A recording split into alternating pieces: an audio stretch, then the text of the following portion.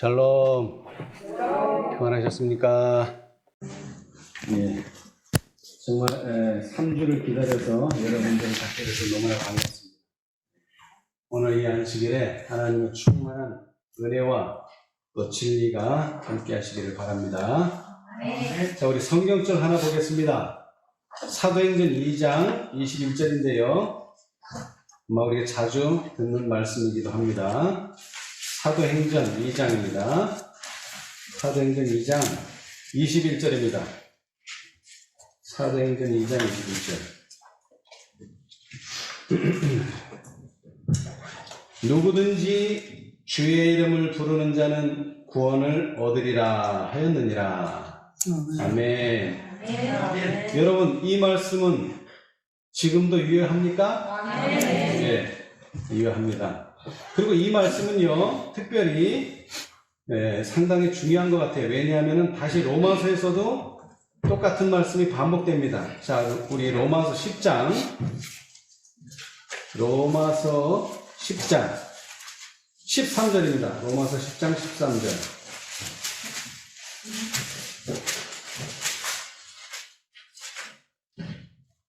누구든지 주의 이름을 부르는 자는 구원을 얻으리라. 아멘. 여러분, 똑같은 말씀이 반복된다는 것은 중요하다는 뜻입니다. 그렇죠? 예, 중요하다는 뜻이에요. 자, 그런데 제가 처음에 읽어드린 사도행전 2장 21절은 어떤 사건과 관련이 있습니까? 사도행전 2장. 이른비, 오순절 날의 이른비. 자, 우리 사도행전 2장으로 한번 다시 돌아가서요. 자, 1절서부터 제가 한번 천천히 읽어보겠습니다. 오순절 날이 이미 이름에 저희가 다 같이 한 곳에 모였더니 호련히 하늘로부터 급하고 강한 바람 같은 소리가 있어 저희 앉은 집에 가득하며 불의 혀같이 갈라지는 것이 저희에게 보여 각 사람 위에 임하여 있더니 저희가 다 성령의 충만함을 받고 성령이 말하게 하심을 따라 다른 방언으로 말하기를 시작하니라. 아멘. 우리가 잘 아는 이른비의 경험이요, 우리가 잘 아는 오순절의 경험입니다. 얼마나 놀라운 성령의 역사입니까? 제자들이 뭐를 한다고요? 방언을 합니다. 다른 나라 말을 해요. 네. 그런데 이 놀라운 성령의 역사를 보고 이렇게 말하는 사람도 있어요. 뭐라고 말합니까? 저희가 새술에 취하였도다. 저희가 새술이 취하였도다. 네. 여러분, 똑같은 사건을 보는데 한 사람은 성령의 역사를 보는데 어떤 사람은 뭐로 본다고요? 새술에 취했다. 이건 하나님의 역사가 아니다. 이거는 사단의 역사다. 이렇게 생각하는 사람들이 있다는 거예요. 그때 베드로가 그렇지 않다는 것을 증명하기 위해서 말씀을 인용합니다. 우리 16절. 이는 곧 선지자 요엘로 하신 것이니 일러스되 하나님이 가라사대 말세에 내가 내 영으로 모든 육체에게 부어주리니 너희의 자녀들은 예언할 것이요 너희의 젊은이들은 환상을 보고 너희의 늙은이들은 꿈을 꾸리라. 그때에 내가 내 영으로 내 남종과 여종들에게 부어주리니 저희가 예언할 것이요 또 내가 위로 하늘에서 기사와 아래로 땅에서는 징조를 베풀리니 곧 피와 불과 연기로다. 주의 크고 영화로운 날이 이르기 전에 해가 변하여 어두워지고 달이 변하여 피가 되리라. 그리고 조금 전에 우리가 읽었던 누구든지 주의 이름을 부르는 자는 구원을 얻으리라 하였느니라. 이렇게 마쳤어요. 자, 이 사건을 베드로는 이미 구약에 예언된 사건으로 보고 그 사건을 어디에서 가져왔어요? 요엘서에서 가져왔죠. 자, 우리 요엘서 2장을 보겠습니다. 요엘, 구약성경 요엘서 2장입니다.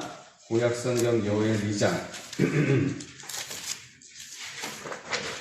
자, 누가 찾으셨으면은 한번 28절로 32절 한번 큰 소리로 읽어주세요. 요엘서 2장. 내가 내 신을 만민에게 부어주리니 너희 자녀들이 장래 일을 말할 것이며 너희 늙은이는 꿈을 꾸며 너희 젊은이는 이상을 볼 것이며 그때에 내가 또 내 신으로 남종과 여종에게 부어줄 것이며 내가 이적을 하늘과 땅에 베풀리니 곧 피와 불과 연기 기둥이라. 여호와의 크고 두려운 날이 이르기 전에 해가 어두워지고 달이 핏빛같이 변하려니와 누구든지 여호와의 이름을 부르는 자는 구원을 얻으리니 이는 나 여호와의 말대로 시온산과 예루살렘에서 피할 자가 있을 것이며 남은 자 중에 나 여호와의 부름을 받을 자가 있을 것입니다. 아멘. 자, 28절로 32절을 그대로 인용했는데 사실 뒷부분은 없습니다. 누구든지 여호와의 이름을 부르는 자는 구원을 얻으리니까지만 있지 뒤는 인용하지 않았어요. 자, 그런데 여기서 보면은 28절 첫 절부터 약간 베드로가 인용한 말씀과 실제로 요엘이 기록한 말씀과는 약간의 차이가 있어요. 여러분, 이 시기를 베드로는 뭐라고 말했습니까? 말세에 그랬어요. 말세에. 베드로는 말세라 그랬어요. 근데 요엘서에는 말세라는 말이 있습니까? 없습니까? 없어요. 그 후에, 여기서 말하는 구는 앞에 있는 사건 후라는 그런 뜻이겠지만 베드로는 그 후라는 것을 어디에 적용했느냐? 말세에 적용했어요. 말세에. 네, 그래서 말세라고 분명히 말했어요. 그리고 베드로는 모든 육체의 내용을 모든 육체에 부어주겠다 그랬는데 요엘은 만민에게 주겠다. 뭐 그 말은 그 말이죠. 자, 그런데 중요한 것은 뒷부분이 없다는 거예요. 누구든지 여호와의 이름을 부르는 자는 구원을 얻으리니 그 뒷부분이 없어요. 이는 나 여호와의 말대로 시온산과 예루살렘에서 피할 자가 있을 것이며 남은 자 중에 나 여호와의 부름을 받을 자가 있을 것임이니라. 요 뒷부분의 예언은 베드로가 인용을 하지 않았어요. 물론 그것이 중요한 것은 아니지만 사실 이 예언은 베드로가 말한 그대로 말세에 적용돼야지 딱 맞습니다. 왜냐하면 거기서 나오는 시간 31절 여호와의 크고 두려운 날이 이르기 전에 어떤 일이 벌어진다 그랬죠? 해가 어두워지고 달이 핏빛같이 변한다. 이것은 무엇을 상징합니까? 말세의 징조 중에 하나예요. 그렇죠? 그런데 사실 이 이른비 때에는 이런 일이 있었어요? 해가 어두워지고 달이 핏빛되고 이런 일이 있었습니까? 없었어요. 그러나 앞에 성령을 충만히 만민에게 보여주는 그 역사는 있었지만 이 요엘 2장의 전체적인 성취는 늦은 비 때에 예수님 오시기 직전에 이루어질 사건인 것이 확실합니다. 그러나 베드로는 확신을 가지고 이 성령의 사건은 성경이 인용한 것이고 이 이른비 사건은 요엘에 인용된 그 성경절의 성취라고 분명하게 말했어요. 그렇죠? 예. 자, 그런데 여호와의 이름을 부르는 자는 구원을 얻으리라. 이렇게 성경은 말하고 있고 베드로는 그 성경절을 인용했는데 자, 우리 여러분 잘 아시는 것처럼 마태복음 7장을 보겠습니다. 마태복음 7장 21절입니다. 마태복음 7장 21절. 주의 이름을 부르는 자는 구원을 얻으리라 그랬는데 예, 주의 이름을 부르는 자가 있죠?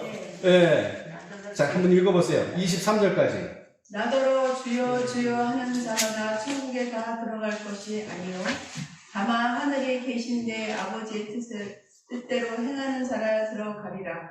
그 날에 많은 사람이 나더러 이르되 주여 주여 우리가 주의 이름으로 선지자 노릇하며 주의 이름으로 귀신을 쫓아내며 주의 이름으로 많은 권능을 행치 아니하였나이까 하리니 그때 내가 저희에게 밝히 말하되 내가 저희를 도무지 알지 못하니 불법을 행하는 자들아 내게서 떠나가라 하리라. 아멘. 여러분, 주의 이름을 부르는 자는 분명히 구원 얻습니다. 네, 그런데 그 주의 이름을 부르는 자 중에는 어떤 사람들이 있습니까? 불법을 행하는 자들이 있다는 거예요. 여기서 말하는 불법은 하나님의 계명을 보냈다는 그런 뜻보다는 아버지의 뜻대로 하지 않으면서도 입으로는 주를 찾는 자들이 있다는 그런 뜻입니다. 자, 그런데 그 사람들이 무슨 불교를 섬기는 것도 아니고, 그 다음에 무슨 이슬람의 어떤 행위를 하는 것도 아니고, 예수님께서 3년 반 동안 이 지구상에서 하신 그 일을 똑같이 해요. 뭐를 하죠? 선지자 노릇하고요. 그 다음에는요, 귀신을 쫓아내고요. 그렇죠? 많은 권능, 이거 예수님이 다 하신 거예요. 저는 불교 신자가 하는 일 아니고, 이슬람 신자가 하는 일 아니고, 기독교 신자들, 예수님을 믿는 사람들, 예수님 자신이 그 일들을 하셨어요. 그것도 누구의 이름으로요? 주의 이름으로, 자기의 이름으로 한 게 아니에요. 예수님 이름으로 선지자 노릇하고, 예수님 이름으로 귀신을 내쫓고, 예수님 이름으로 많은 권능을 행했어요. 그랬는데 예수님의 답은 뭐라고요? 나는 너희를 도무지 알지 못한다. 이 놀라운 상황이 바로 라오디게아 상태라는 겁니다. 라오디게아 상태. 여러분, 라오디게아 상태가 뭐예요? 주의 이름으로 선지자 노릇하고, 주의 이름으로 귀신 내쫓고, 주의 이름으로 권능을 해요. 아주 부자예요. 겉으로 보면 부자예요. 근데 실제로는요, 실제로는 내가 너희를 도무지 알지 못한다. 왜 그럴까요? 내 아버지의 뜻대로 행하지 않았기 때문에 그렇습니다. 이것이 아주 중요한 요점이에요. 자, 이 이야기는 열처녀 비유에도 나오죠? 주여 주여 우리에게 열어주소서 그랬더니 예수님의 대답 또한 내가 너희를 알지 못한다. 여러분, 우리는 뭐 대통령을 알 수 있어요. 그렇죠? 대통령. 근데 대통령이 우리를 압니까? 몰라요. 왜? 대통령하고 우리는 관계가 없어요. 그러나 우리는 신문에서 보고 방송에서 들으니까 마치 그분을 아는 것처럼 생각하지만 사실은 아는 관계는 아니에요. 여러분, 오늘날 이 라오디게아 상태라는 게 아주 무섭습니다. 분명히 내가 알고 있는 것 같은데, 그리고 알고 있어요. 그런데 누가 나를 몰라요? 상대방이 나를 모른다는 거예요. 이게 아주 중요해요. 자, 그래서 이 내용은 구약에서도 나옵니다. 자, 이사야 4장. 여기는 좀 더 구체적으로 나오는데요. 이사야 4장. 이게 여자하고 관련이 있어요. 그렇죠? 이사야 4장 1절로 3절. 그 날에 7 여자가 한 남자를 붙잡고 말하기를 우리가 우리 떡을 먹으며 우리 옷을 입으리니 오직 당신의 이름으로 우리를 칭하게 하여 우리로 수치를 명케하라 하리라. 예, 감사합니다. 자, 그날은 우리가 생략하고, 자, 누가요? 7 여자가, 여자는 여자인데 7명이에요. 또 하필 6명도 아니고 5명도 아니고 8명도 아니고 7 여자. 그런데 또 남자는 몇 명이에요? 한 남자를 붙잡고 말하기를 우리가 우리 떡을 먹고 우리 옷을 입으면서, 이름은 뭐라고요? 이름은 당신의 이름으로 우리를 칭하게 하여 우리로 수치를 면케하라. 여러분, 이 이름, 남자의 이름으로 칭해진다는 게 수치를 면케한다는 건 알지만 그 이름으로만 칭해지지 실제로 내가 먹는 떡, 내가 입는 옷은 누구의 것이라는 거예요? 우리의 것이라는 거예요. 나의 것이라는 거예요. 이게 라오디게아 상태입니다. 이런 사람은 아무리 주의 이름을 부르더라도 예수님이 모르시기 때문에, 예수님의 것을 사용하지 않았기 때문에 예수님께서는 이렇게 내가 너희를 알지 못한다. 근데 겉에서 보면은 분명히 예수님 아는 사람 같아요. 겉에서 보면은. 근데 실제로는 예수님과 아무런 관계가 없어요. 영적으로. 이게 우리가 잘 살펴봐야 하는 내용입니다.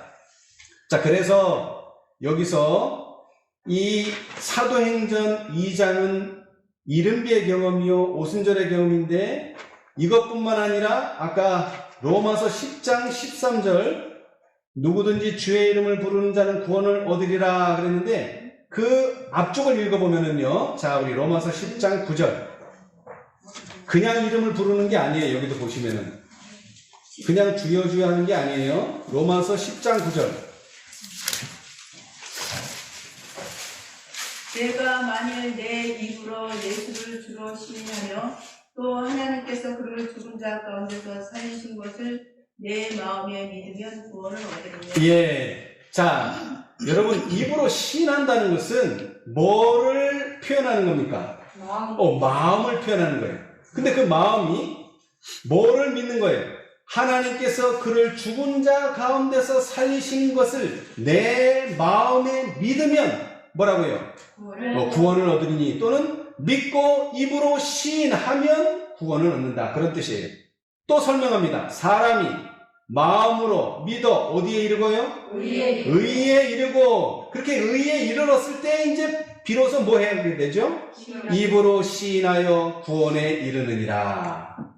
성경에 이르되 누구든지 저를 믿는 자는 부끄러움을 당하지 아니하리라 하니 유대인이나 헬라인이나 차별이 없습니다. 한 주께서 모든 사람의 주가 되사 저를 부르는 모든 사람에게 뭐 하시도다? 부여하시도다. 사실은 이 성경절은 좀 더 설명이 필요한데 저를 부르는 사람들에게 예수님께서는 풍성한 복을 내리신다. 공동번역은 그렇게 했어요. 좀 이해가 쉽죠? 예수님 자신이 부여하지만 저를 예수를 그리스도를 부르는 사람들도 뭐 하게 된다고요? 부여하게 된다. 왜? 그분이 그 부여를 나눠주기 때문에. 그러니까 라오디게아 상태가 잘못된 것은 부여한 척 하는 거지 부여하게 되지는 않았어요. 이게 중요해요. 왜? 그들은 예수님의 이름은 부르지만 마음으로 믿어서 부르는 것이 아니라 그냥 마음은 믿지도 않으면서 입으로만 시인하기 때문에 그래요. 그래서 그분의 부여를 나눠받지 못했기 때문에 그분의 풍성한 복을 받지 못했기 때문에 부여하지가 않아요. 그러므로 결론적으로 누구든지 주의 이름을 부르는 자는 이 말 앞에는 뭐가 들어가야 돼요? 마음으로 믿고 주의 이름을 부르는 자는 뭐라고요?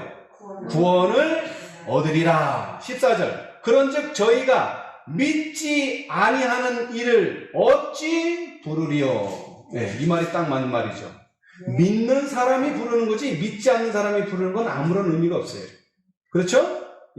자, 그런데 우리가 아까 봤듯이 오순절날의 그 놀라운 역사를 저희가 세술이 취하였도다 말하는 사람이 있었던 것과 똑같이 재림운동 당시에도 이와 비슷한 일이 벌어집니다.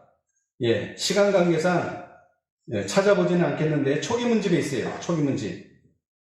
초기문집에 보면은요 1844년 대실망 이후에 사단과 그의 천사들은 교회의 믿음을 흔들어 놓기 위하여 쉴 새 없이 개교를 꾸미고 있다. 자, 사단이 교회의 믿음을 흔들어 놓기 위해서 언제 활동하고 있다고요?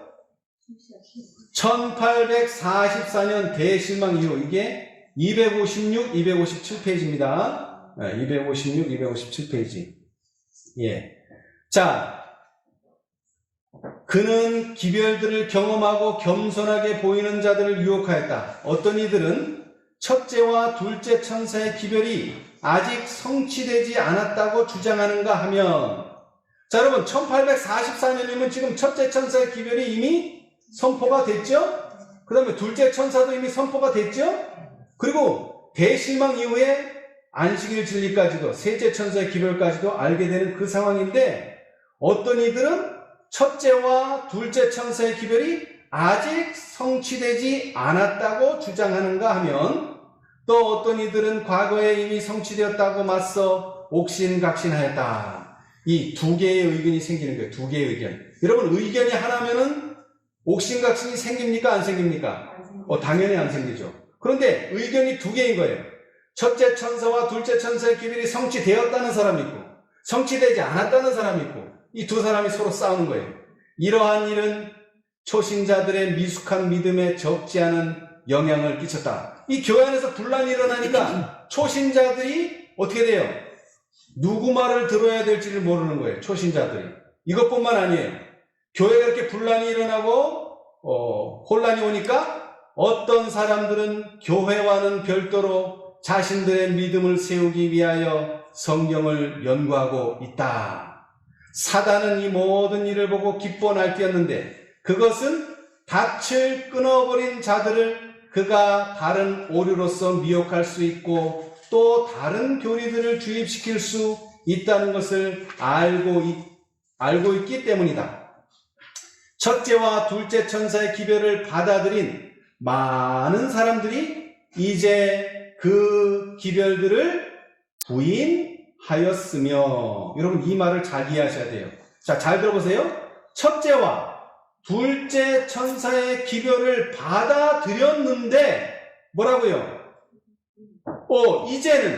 이제 그 기별들을 부인하였다. 전에는 받아들였는데 지금은 뭐라고요? 이제는 그 기별들을 부인하였으며 온 교회는 분열과 혼란의 어려움을 겪었다. 이게 무슨 장이냐면 셋째 천사의 기별장이에요. 왜 이런 일이 벌어졌느냐면 이거예요. 지금 첫째와 둘째, 윌리엄 밀러를 통해서 첫째와 둘째를 받았을 때는 아무런 문제가 없었어요. 교회 안에 혼란도 없고 분열도 없었어요. 그런데 셋째 천사가 들어오면서 진리를 전하니까 받아들이는 사람과 받아들이지 않는 사람이 생기는 거예요. 그러다 보니까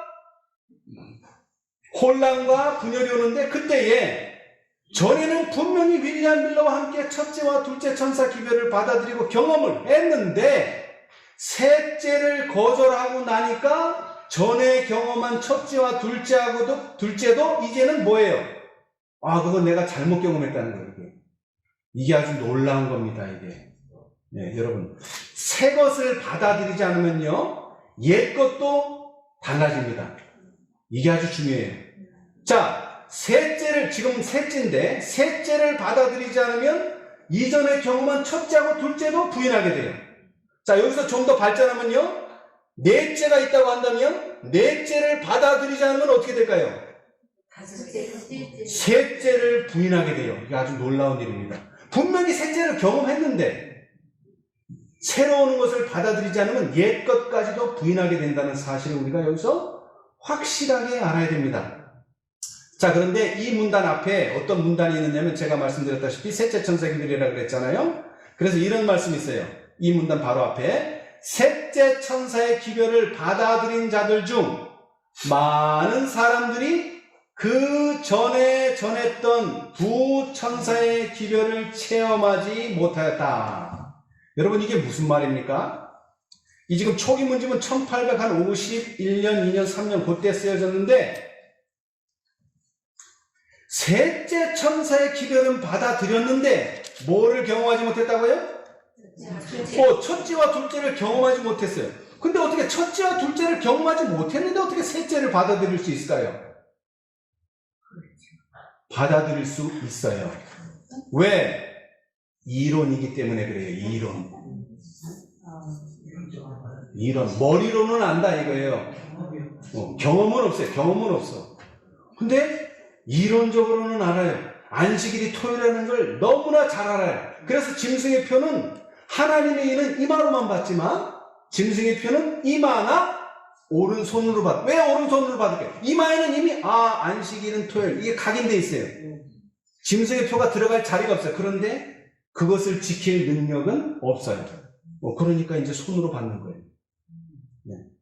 여러분, 이런 일이 가능하다는 거예요. 원래는 첫째를 받고 그 첫째를 받은 사람이 둘째를 받고 첫째와 둘째를 받은 사람이 셋째를 받고 이게 순서대로 받아야지 정상인데 왜 이런 일이 벌어졌느냐?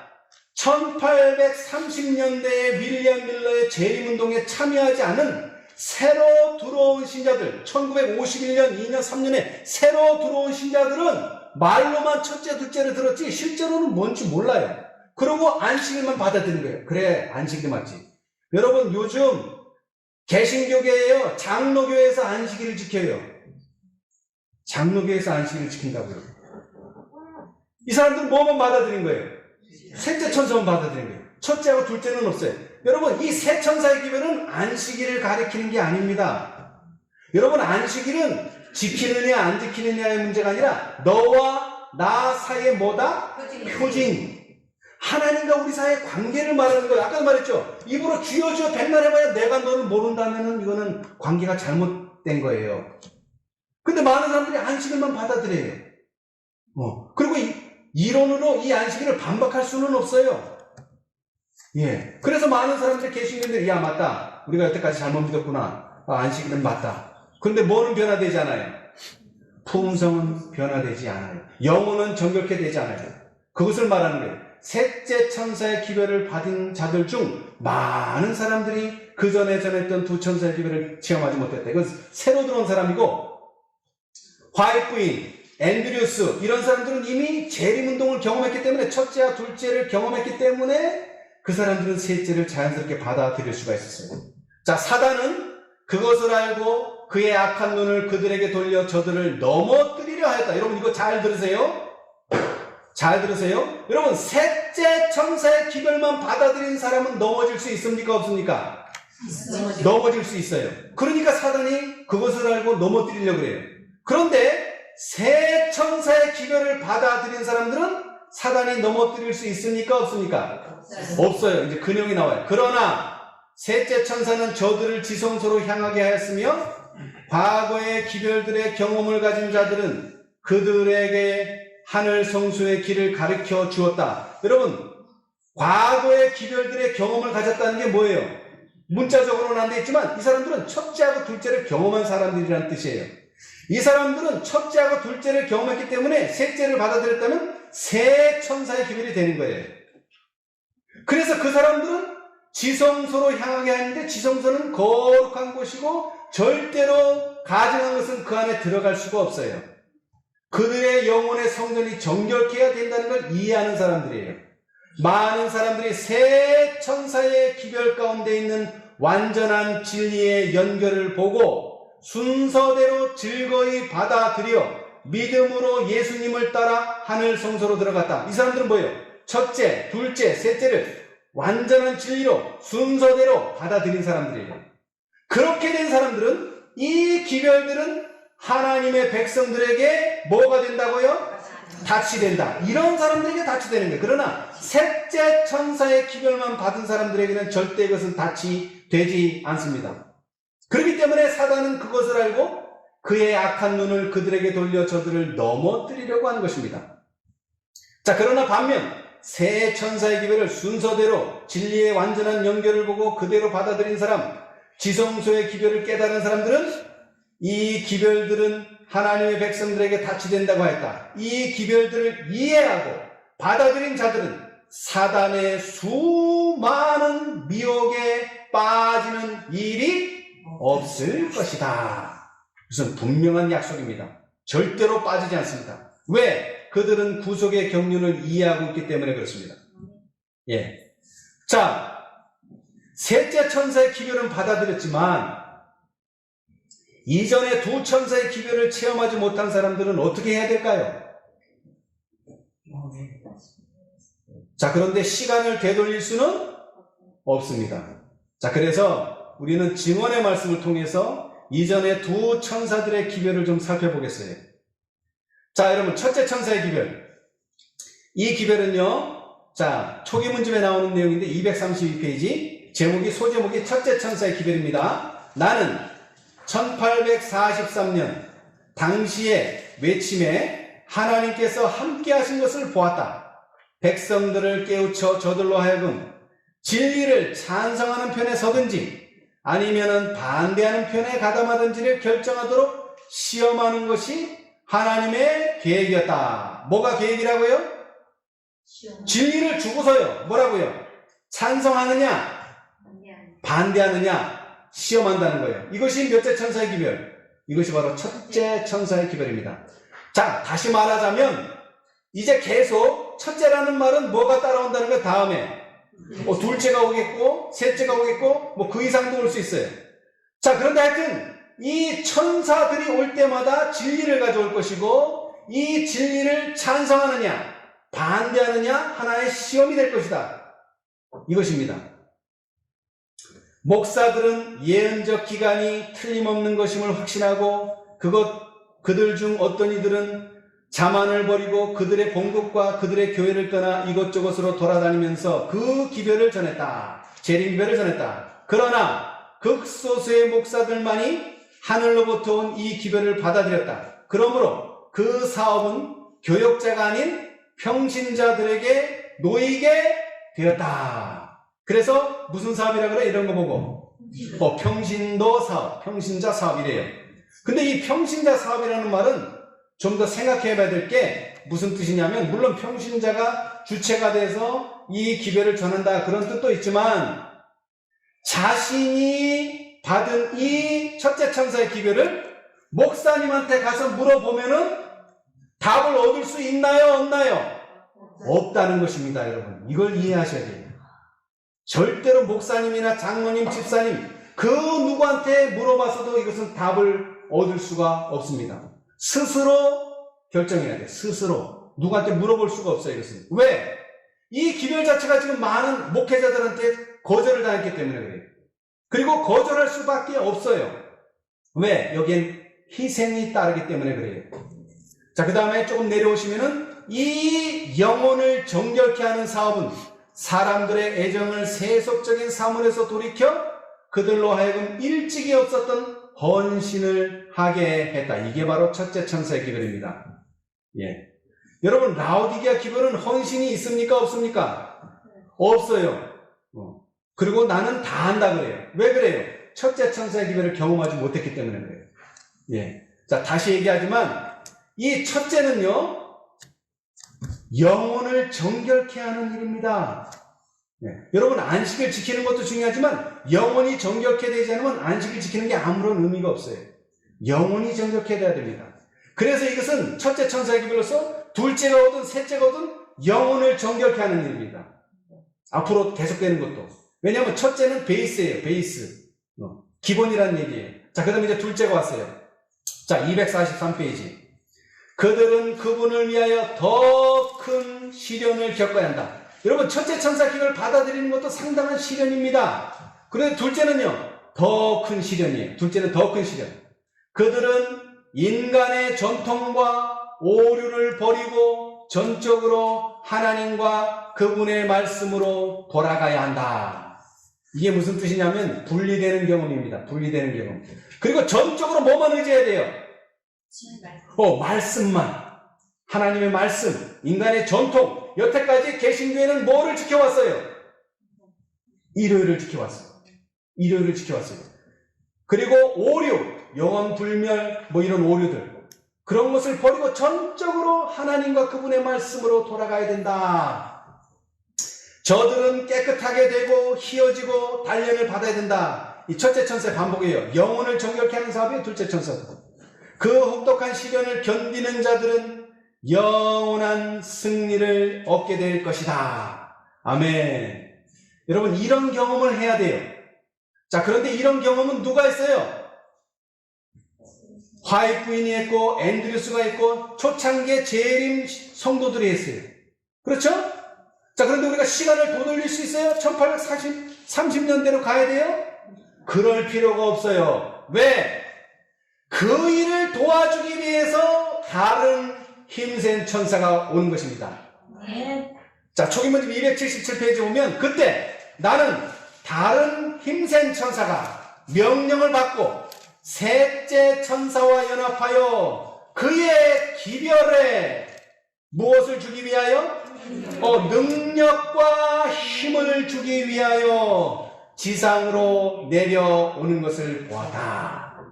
여러분, 과거로 갈 필요 없어요. 왜? 넷째 천사가 그 일을, 셋째 천사의 기별은 받아들였지만, 내가 처음 두 천사, 이전에 두 천사의 경험을 내가 하지 못했구나 하는 사람들을 위해서 능력과 힘을 주기 위해서 넷째가 온 것인 거예요. 네. 시간적으로는 다른 천사요, 시간적으로는 전해보지 못했던 새로운 천사지만 기별의 내용 면에서는 옛 것입니다. 옛 것. 그것은 새 것이 아니에요. 네. 많은 사람들이 1888년 이후에 화이트부인한테 편지를 했어요. 전에는 안식일 지켜라, 안식일 이러더니 1888년이 지나니까 안식일은 쏙 들어가고 이제 뭐만 하는 거예요, 맨날. 믿음으로 말미암는 여기 가든 믿음으로 말미암는 저기 가든 아니 도대체 그럼 셋째 천사의 기별은 믿음으로 맞는 의미 맞냐? 난 이해가 안 된다. 혼동이 온다. 그러니까 뭐라고 써있고 있니? 진실로 셋째 천사의 기별이 믿음으로 맞는 의다. 그 말이 그 말이에요. 전에 경험하지 못했던 첫째와 둘째를 넷째가 경험할 수 있도록 도와주는 것입니다. 예. 그래서 셋째 천사의 기별에 다른 힘센 천사의 능력과 힘을 더하면 이것을 우리는 셋째 천사의 큰 해침이라 이렇게 말하는 거예요. 자, 여러분 우리 복음성경 다 가지고 계시죠? 자, 계시록 18장 1절의 주석을 보겠습니다. 계시록 18장 1절의 주석. 계시록 18장 1절의 주석.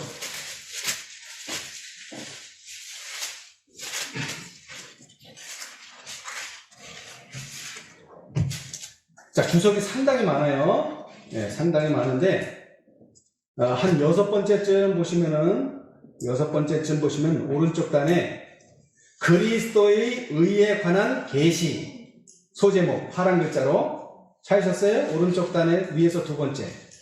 첫 번째는 늦은 비를 기다리고만 있지 말라. 그 다음에는 그리스도의 의에 관한 계시 찾으셨어요? 시련의 시기. 자, 한번 누가 큰 소리로 읽어보세요.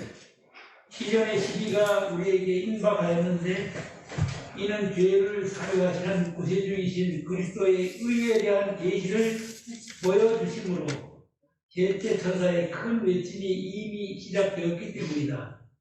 이것은 온 땅을 영광으로 환하게 할 천사의 빛의 시작이다. 아멘. 자, 여러분, 이것은 온 땅을 영광으로 환하게 할 천사. 이거 어디 나오는 천사입니까? 성경. 계시록 18장 1절에 나와요. 그러니까 계시록 18장 1절 주석이 이 말이 들어가 있는 거 아니에요.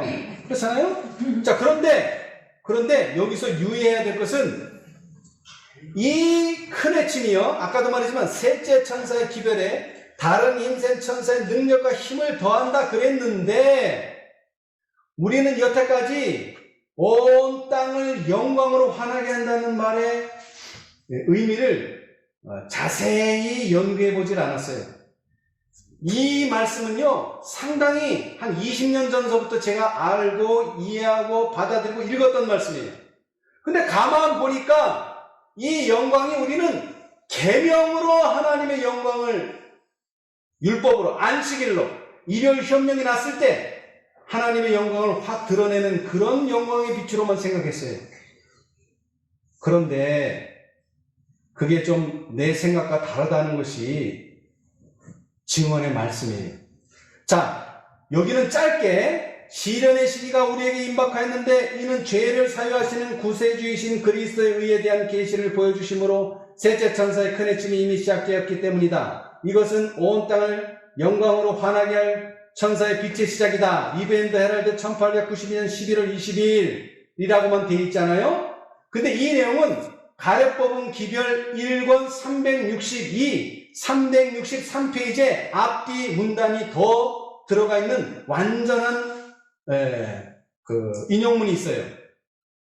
여러분이 가지고 계시지 않으니까 제가 한번 읽어볼게요. 요 시련의 시기가 우리에게 임박하였는데 그 앞부분 주님께서 속히 재림하실 것을 믿노라고 주장하는 모든 신자들은 전에 없었던 열성을 가지고 성경을 연구해야 하는데 이는 사단이 영혼들을 흑암에 가두고 우리가 현재 살고 있는 이 시대의 위기에 대하여 깨닫지 못하도록 온갖 책략을 시도하려고 굳게 결심하고 있다. 여러분, 사단은 언제 가장 잘 활동해요?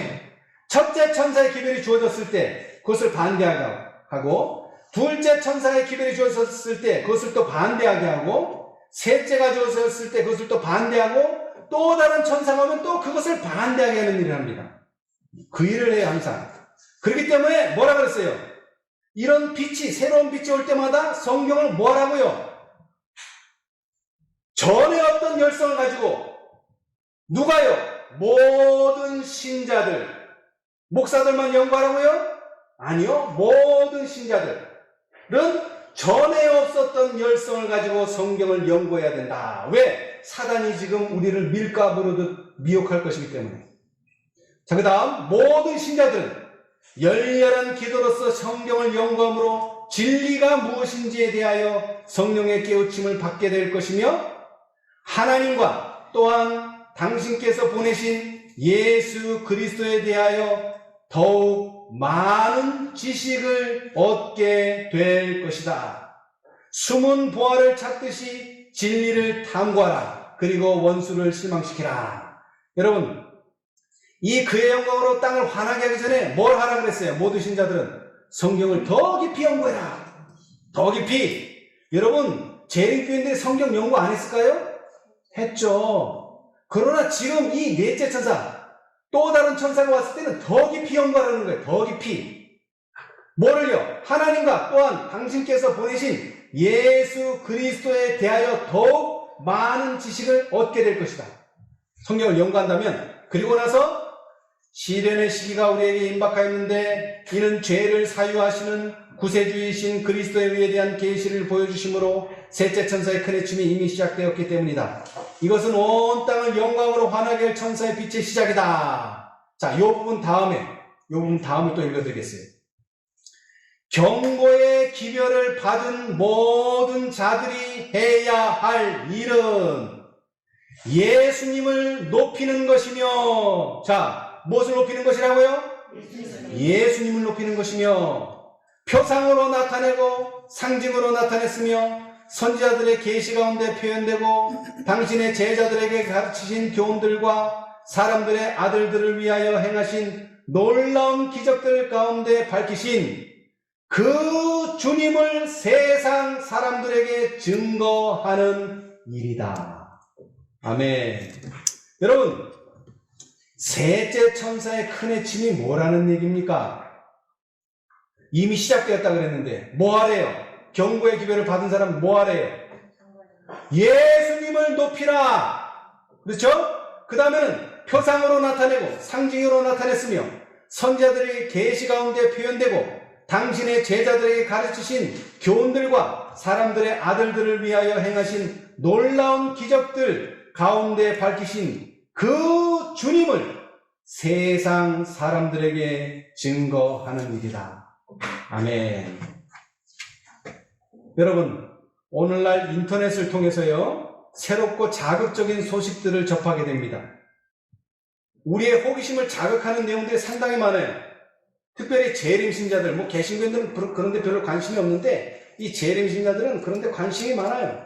또 특별히 세상에 벌어지는 큰 사건들, 오늘날 신문에 보도되는 큰 사건들을 가지고 성경의 예언들을 인용합니다. 근데 여러분, 여기에 미혹되지 마시기를 바랍니다. 자, 고린도전서 13장. 고린도전서 13장. 이미 그런 위험에 대해서 말씀해 놓으셨어요. 자, 13장 1절. 내가 사람의 방언과 천사의 말을 할지라도 뭐가 없으면? 사랑이 없으면 소리나는 구리와 울리는 꽹과리가 되고, 내가 예언하는 능이 있어 모든 비밀과 모든 지식을 알고 또 산을 옮길 만한 모든 믿음이 있을지라도 뭐가 없으면? 사랑이 없으면 내가 아무것도 아니요. 여러분, 예언 알아봐야 뭐 없으면요? 사랑 없으면 아무것도 아니에요. 그 다음에 믿음, 산을 옮길 만한 대단한 믿음 있어도 뭐가 없으면요? 그러면 사랑이 뭡니까? 여기서 사랑이 뭐예요? 여기서 사랑이 뭐예요? 여러분, 화이 선지자가 계시록의 대언의 영이라고 말한 예언의 신의 핵심은 가래 뽑은 기별 뭐 이런 거 아니에요. 바로 이거예요. 대쟁투 총성. 구속의 경륜이 어떻게 이루어지는지를 보여주는 대쟁투를 부조와 선지자서부터 각 시대의 대쟁투까지 보여주시는 거예요. 자, 그런데 이 책의 제일 첫 페이지, 대쟁투 총서의 제일 첫 페이지를 한번 제가 읽어보겠습니다. 대쟁투 총서의 제일 첫 페이지, 부조와 선지자 제1장, 죄가 용납된 이유. 하나님은 사랑이시라. 그분의 본성과 그분의 율법은 또 뭐라고요? 사랑이라. 이것은 과거에도 그러하였고 미래에도 영원히 그러할 것이다. 자, 그런데 끝을 보겠습니다. 끝. 제일 끝. 제일 끝. 각시대 대쟁투 제일 끝. 각시대 대쟁투 제일 끝. 대쟁투의 종막 제42장. 대쟁투의 종막 제일 끝. 끝. 제일 끝.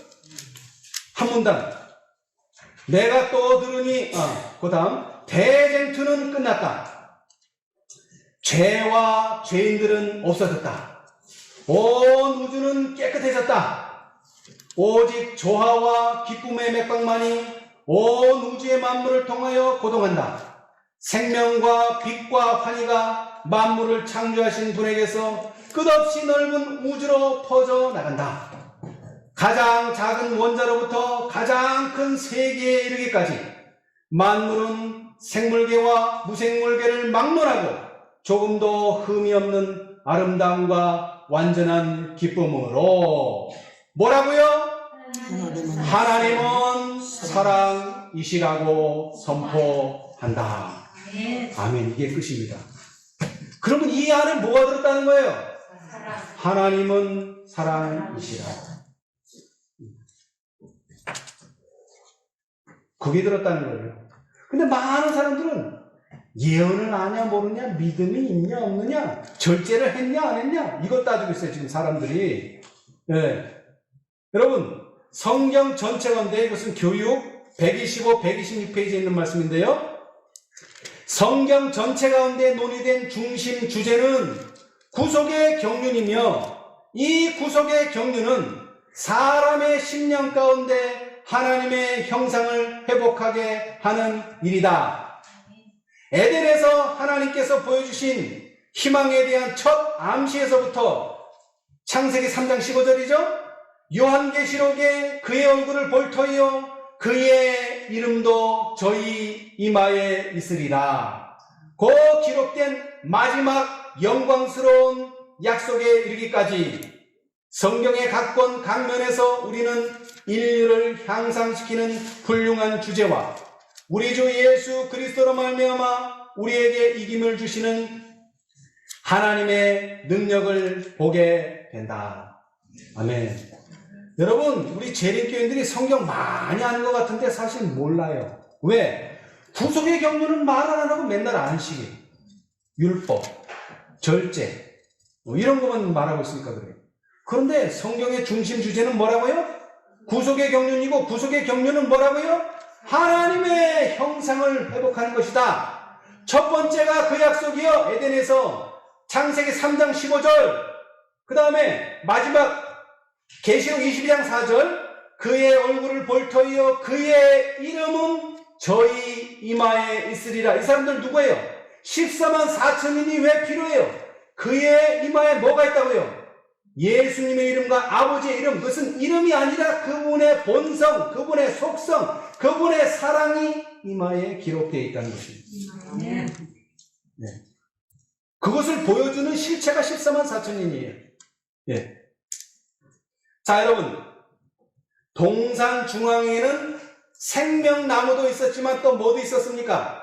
선악과도 있었죠. 근데 성경은 정확하게 묘사하지 않습니다. 자, 우리 성경 보겠습니다.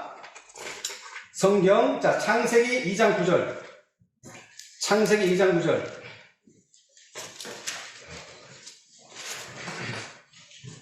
창세기 2장 9절. 여호와 하나님이 그 땅에 보기에 아름답고 먹기에 좋은 나무가 나게 하시니 동산 가운데에는 생명나무와 선악을 알게 하는 나무도 있도다 그랬죠?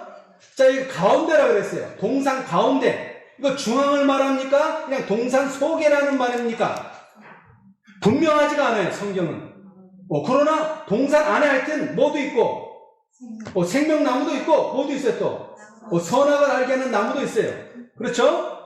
자, 그러나 정확하게 성경은 3장 3절.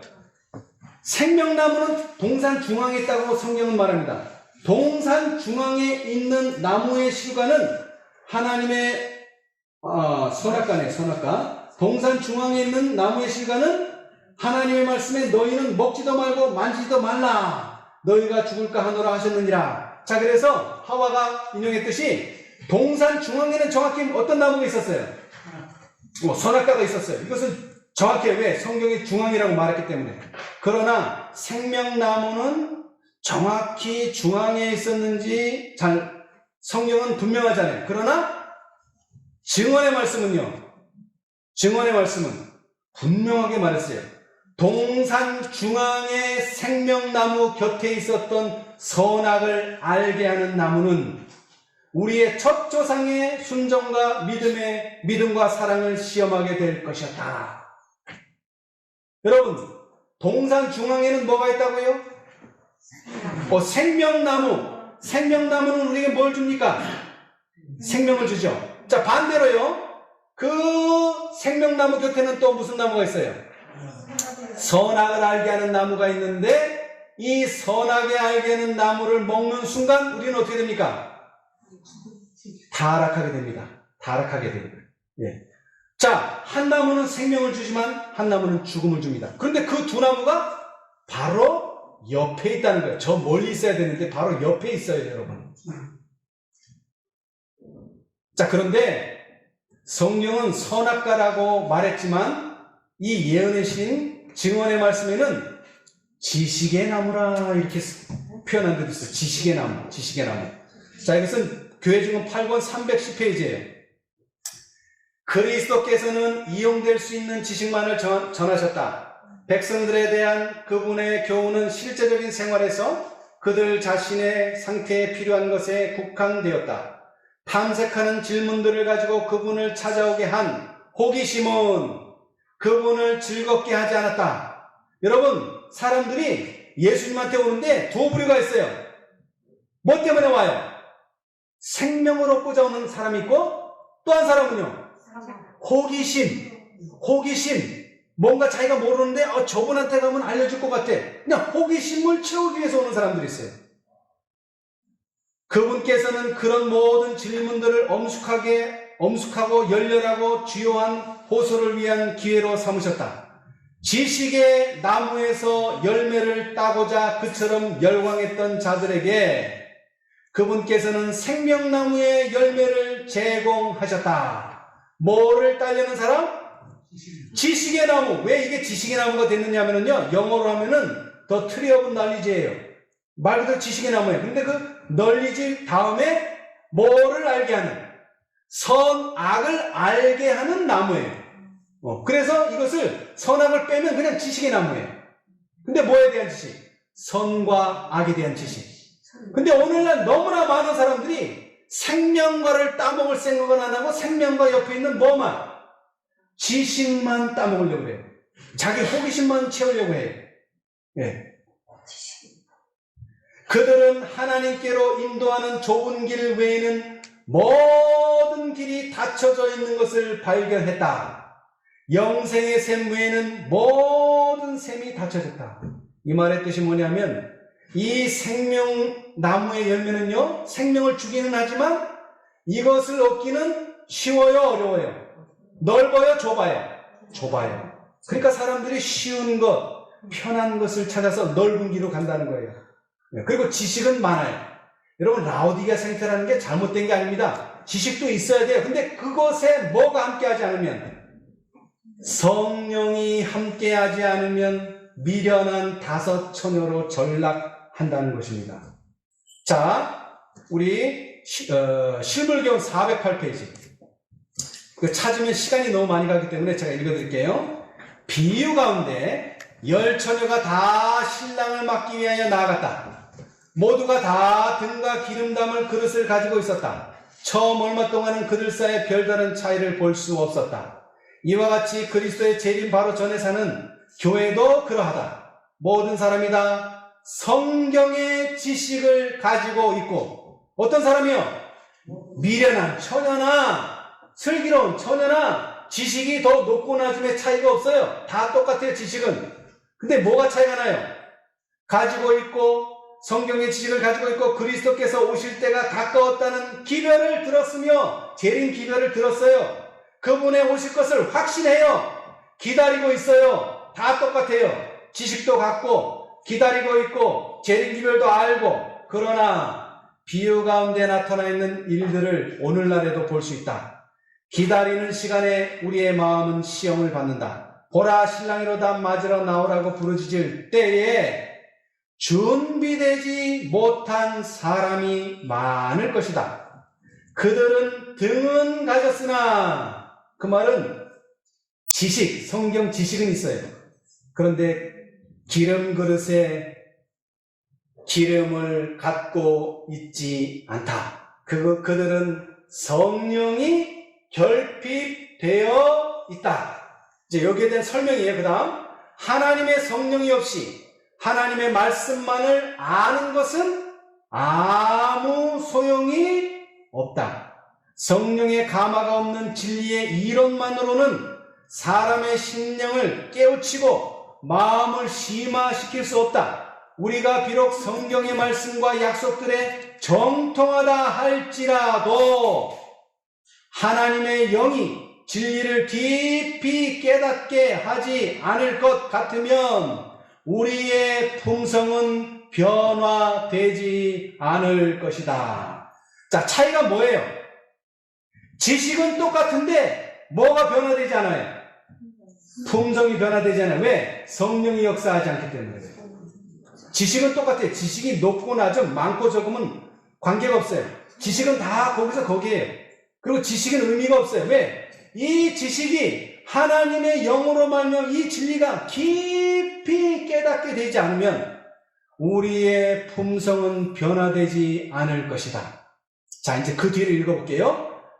품성이 변화되지 않으면 어떻게 되는가? 성령이 우리의 마음을 밝혀주지 않을 것 같으면 사람들은 진리와 오류를 분간할 수 없게 될 것이며 저희는 사단의 교묘한 시험에 빠지게 될 것이다. 뭐라고요? 품성이 변화되지 않으면 사단의 교묘한 시험에 빠지게 돼요. 자, 다른 말로 해봅시다. 새 천사의 기별을 받은 자들은 시험에 빠집니까? 안 빠집니까? 빠져요? 안 빠져요? 안 빠진다고 제가 읽어드렸잖아요. 그렇죠? 예. 이 기별들을 이해하고 받아들인 자들은 사단의 수많은 미혹, 다시 말하면 쉬운 미혹도 있겠지만 교묘한 시험까지도 빠지는 일이 없을 것이다. 그래서 다치라 그런 거예요.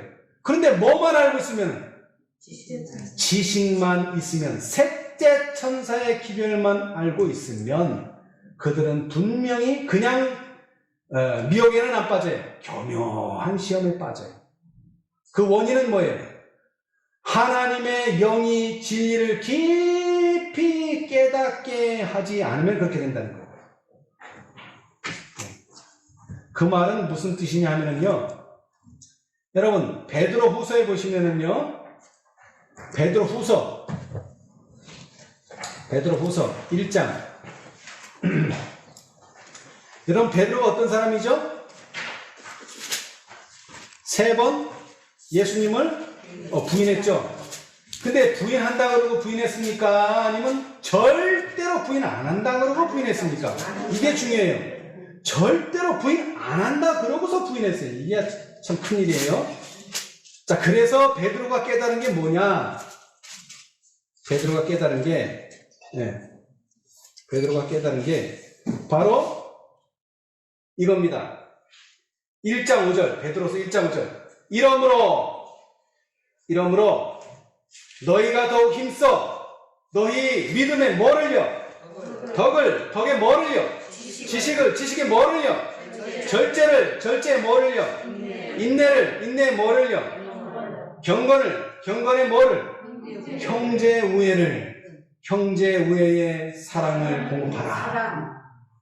이런 것이 너희에게 있어 흡족한즉 너희로 우리 주 예수 그리스도를 알기에 게으르지 않고 열매 없는 자가 되지 않게 하려니와. 자, 그런데 여기서 베드로가 말한 8가지의 덕목이 다 8가지예요. 처음 4가지가 믿음, 더, 지식, 그리고 어디까지가 4가지예요? 절제까지. 여러분, 이것은요, 중요하지만 뿌리 같은 거예요, 뿌리. 여러분, 뿌리가 밖으로 나오는 순간 어떻게 됩니까? 그 식물은 죽습니다. 그러나 뿌리가 없으면요, 그 식물은 죽습니다. 뿌리가 없어도 죽지만 뿌리가 땅 밖으로 나와도 죽습니다. 근데 오늘날 많은 사람들이 자기 믿음 자랑하고 자기 지식 자랑하고 자기 절제 자랑해요. 그럼 그거 죽는 거예요. 그 식물은 죽는 거예요. 뿌리가 땅 밖으로 나오는 순간 죽는 거예요. 절대 땅 밖으로 나와서는 안 돼요.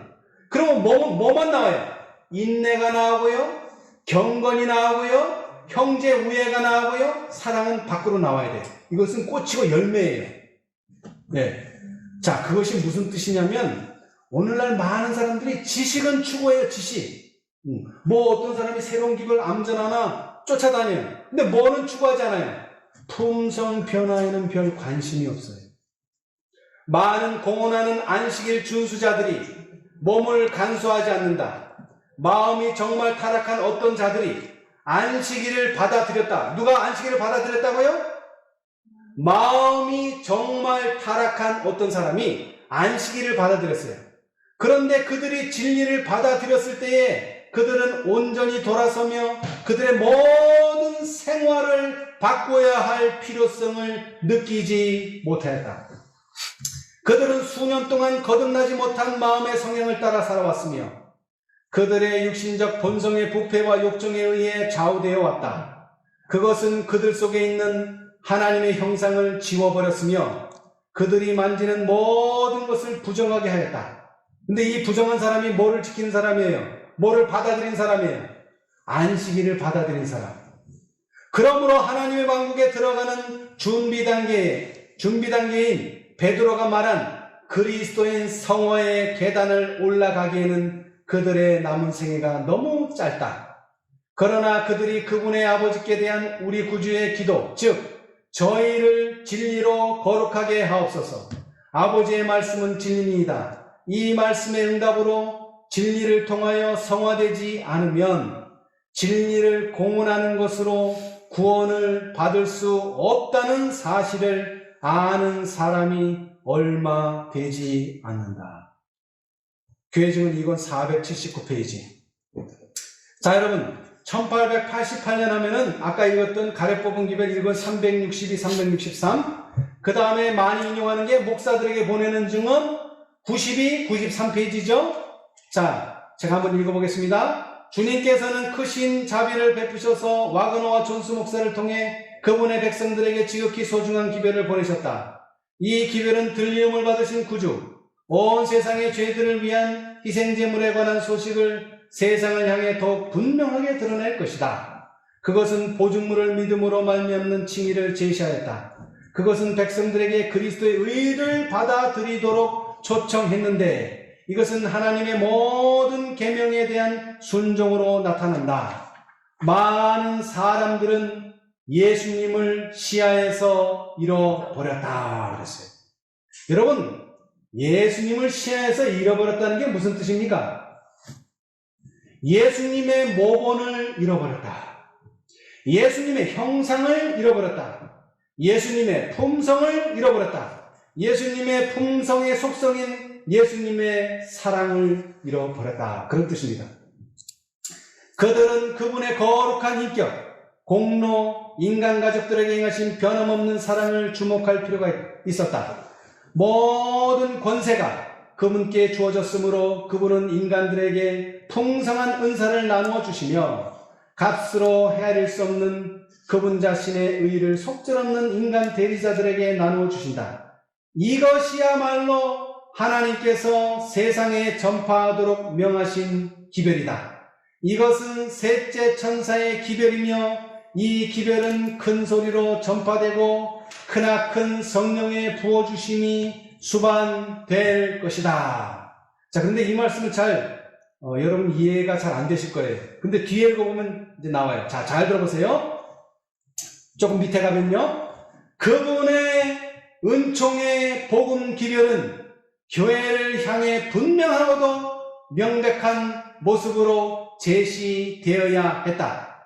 그렇게 함으로 세상은 제7일 안식일 예수 재림교회가 율법만을 말하면서 그리스도를 가르치거나 믿지 않는다는 말을 더 이상 할 수 없게 되어야 한다.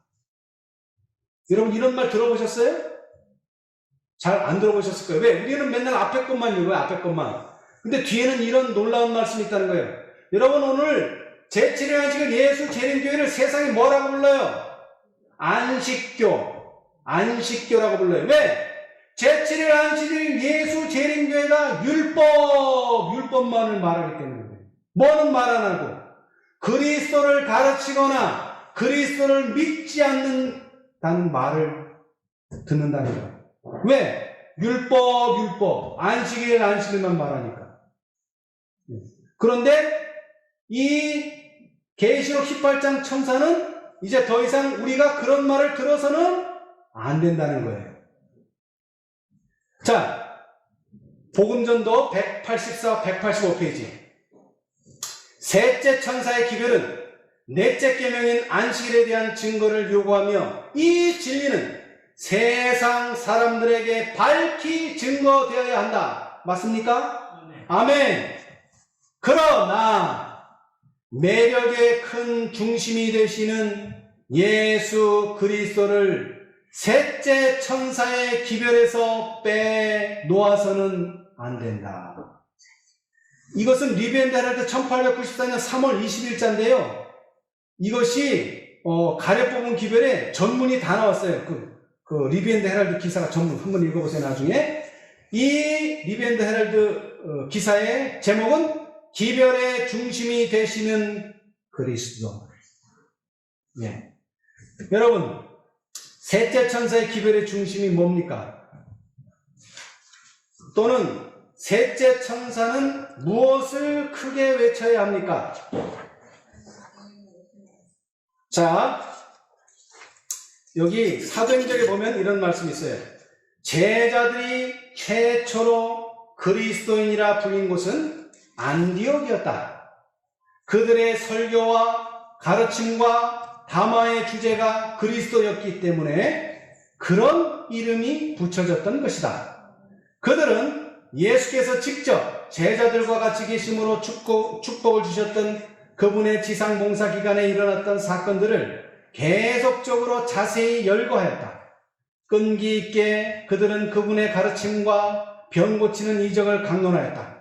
떨리는 입술과 눈물 어린 눈으로 그들은 동산에서의 그리스도의 고민, 배반당하심, 신문, 그리고 처형, 원수들이 그분께 가한 모욕적 처사와 고문을 참으신 그 인내와 겸손, 그리고 당신을 핍박하는 자들을 위하여 기도하신 하나님의 동정에 대하여 말하였다.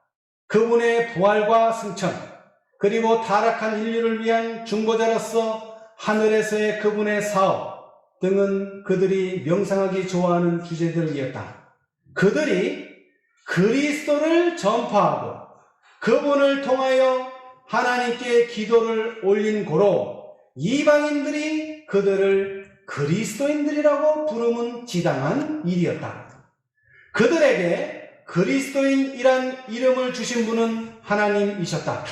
이것은 자신들을 그리스도께 연합하는 모든 사람들에게 주어진 고귀한 이름이다. 아멘. 여러분은 안식교인으로 불리기를 원하십니까? 그리스도인으로 불리기를 원하십니까? 그것이 셋째 천사의 큰 호칭이라는 거예요. 그것이 셋째 천사 기별의 중심이라는 거예요. 근데 우리는 언제부턴가 거기서 떨어져 나가고 예수님의 품성을 우리 시야에서 잃어버리고 예수님의 사랑을 어느 순간인가 잃어버렸어요. 그걸 찾아주기 위해서 계시록 18장 천사가 왔다는 것입니다. 오늘 이 시간 우리 모두는 증언의 말씀을 통해서 예수님을 높이고, 그 다음에 제7일 안식일 예수 재림 교회가 율법만을 말하면서 그리스도를 가르치거나 믿지 않는다는 말을 더 이상 할 수 없게 되어야 한다. 이 말씀에 우리 모두가 동의하시고 아멘하게 되시는 저와 여러분이 되시기를 간절히 바라면서 오늘 말씀 마치겠습니다.